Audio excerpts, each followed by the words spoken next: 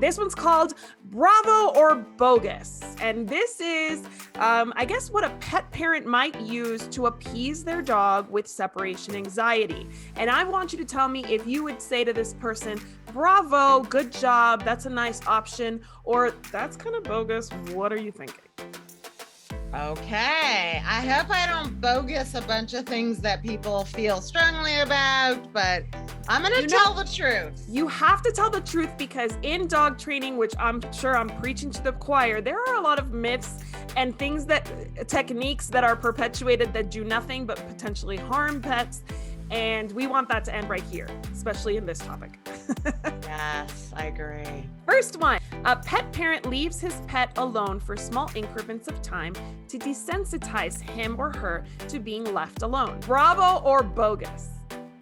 Bravo with a caveat. What's the caveat? The caveat is, what do we define small increments of time as? So if you go on the internet and research separation anxiety, oftentimes the information says, well, start out with leaving them for 5 minutes and then move to 10 and then move to 20. For some dogs, that is so far past the amount of time that they're able to tolerate successfully that actually you're harming the process rather than helping it. So yes, that is the basis of gradual exposure is what we do with these dogs. But what you need to determine is, where is your dog's panic point? And if it's 3 seconds, then you're only going to leave for 2 seconds.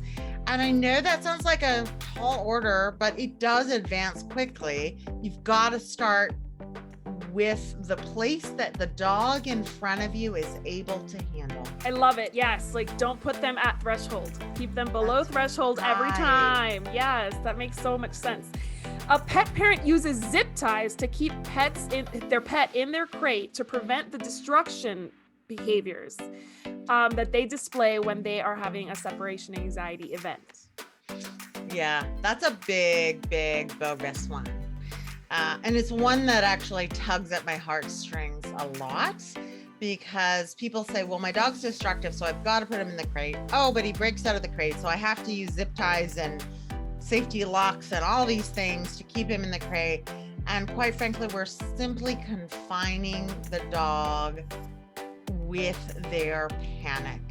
And we don't want to do that. It can exacerbate the problem, and it actually can lead to injury, self-harm, broken teeth, broken nails. Dogs pull at the crate bars and they can puncture themselves. I mean, there are so many safety issues that need to be addressed, and those zip ties are just not the way to go about it.